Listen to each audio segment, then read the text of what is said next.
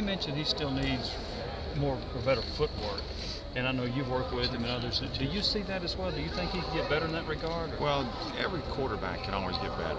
You know, there's never a situation where you're just perfect. And then there's games where you have good games. In the NFL, you look at all these quarterbacks that are playing, and the guy throws 3 picks. Why do you throw 3 picks? And as a quarterback, when you start seeing some different things and your feet slow down, and you start seeing some things that maybe they're changing up some coverages and stuff like that, that's when you lose your rhythm. And as a quarterback, keeping your rhythm is the whole key to the game. And being able to stay in rhythm and understand and focus on your reads and deliver the ball on time. And he's done a great job with that. And again, there's only a couple of times where you go, man, I wish we had that throwback or that situation back. But he's been doing a really good job. Your feet make your arm go a quarterback. Do you think of the system in high school could impact that? In other words, if you got a quarterback that all he did was throw out of the shotgun in high school, is there just a natural deal about the footwork is going to be a little bit iffy in college? Well, you know, you can always train a quarterback to get under center and, again, focus on all the fundamentals to be a pro quarterback, to work under center, to do that. Now, like when Tyler got here, he looked like a baby giraffe trying to get underneath center. It was embarrassing. But he worked at it. Now it's like second hand to him, okay? And the whole key to playing quarterback is the release, and to be able to have that on-target release, to be able to throw the ball accurately. That's what we look for. And then you work all the fundamentals, and you can train a guy to do anything. But at the end, when he gets back in that position, does he throw the ball accurately? He had about a 9-yard run. Yeah, it was crazy. Shock you? Yeah, we were all like, what's going on? So, yeah, he did a really good job in that situation. They had everybody covered, and he went and scrambled and got 9 yards. Got us in a position right there to go get a first down. So that was a good job by him. And that's something that Tyler's going to have to continue to do. What does he run the 9-yard dash in? Not very fast. Looks like RoboCop out there with all his braces and everything, but he does a good job, and he has great elusiveness in the pocket, guys. I mean, the situation with our offensive line and how well they protected him, but he also eludes the passers really well and gets rid of the football. Have you felt the need to talk to CP and Hunter about the NFL draft and all those projections that they could both be first rounders and everything?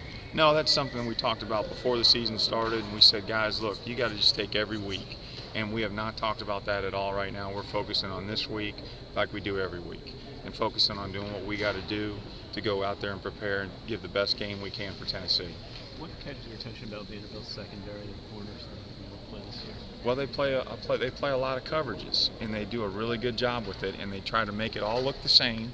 They all try to make it look the same, and then they'll move on you. They'll do a bunch of different things to try to, again, get the quarterback's eyes to be in the wrong area, and they pressure, and that's how they pressure, and they do a really good job with that. So they do a really good job in the secondary of disguising coverages and being able to play a bunch of different looks.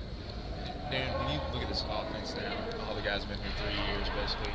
It's been such a youthful offense leading up to this. Is this what an offense needs to look like in this conference to get rolling? You have experience, you have talented guys. I mean, is this where it's supposed to be? Right, and we also have guys that we're developing. And in that process, you look at Justin Worley. He's had a lot of practice snaps. He's getting better. No, you haven't seen him on the field yet, but he's doing a good job.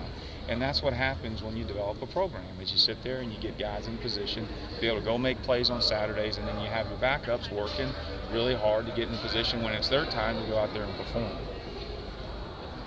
Let me ask you just a little bit about your profession as assistant coach. A lot of guys have to move around a lot. When you go somewhere, you've made a couple of moves in your career. When you go somewhere, do you think, well, I hope this works out and family gets to stay here for a while, or do you just kind of think, well, you know the nature of the beast? Well, we know the nature of the beast. I talk to my kids and my wife about that all the time, and they understand we've made moves, and that's our profession. We'd love to stay at one place forever, so that's always the case. That's what we talk about in our family, is do the best we can today, just like we talk about in football. Go work hard and do the best we can, and then turn around, and that's all you can do, is work your butt off and do everything you can do for your family and for your football program that you're with. Have you coached in situations before where the head coach might be on the hot seat a little bit, and late in the year there's concern about whether or not he's going to be retained?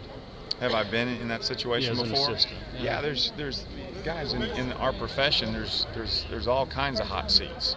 You look at Arkansas and what happened there. There's all kinds of situations that happen, and you always have to be prepared for different situations like that. But again, My job is to do my job the very best I can do it every single day, and it will never change until they tell me I'm not coaching there anymore. And then I'll go get another job. And that's just the way it works. So I'm going to do my job the very best I can every single day that I'm here. Have you felt good about the way the players have focused this week and not allowing any distractions to interfere? Yes, I think they've done a good job of focusing, and there's a lot of outside distractions, all kinds of things that are going on, and they're definitely focused in. There's a little bit of dejection. I mean, we went through a 4 overtime loss, and all that kind of stuff, and overcoming that, but they've come ready to practice. We've had a great week so far, and we've got to continue that this week. One of the things, as far as CP is concerned, is he a lot better route runner now than he was, say, back in August? Has he come a long way in that regard? He has gotten a lot better from the first day he's gotten here to where he is now. And his development will continue to go on, and he's got to continue to get better at that. But when you go watch him in one-on-ones, it's hard to cover him, and that's the situation. He's getting that mentality now. Every route's like a one-on-one route. Even in zone, I'm running like I'm getting the ball, I'm getting the ball, I'm getting the ball, and he's getting better and better every week. What was your reaction when they took the TD away from CP? I know he's your boy and all. High stepping, you really think that's kind of treading him a little lightly? But I was a little upset.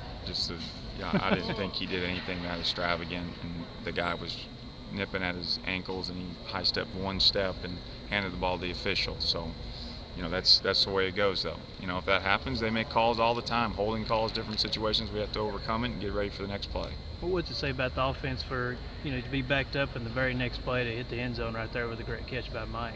Yeah, that was a great job, and we said we're going to turn around, and we had our shot plays that we knew we could go execute in the end zone. It was a great play by Mike, and answer the situation.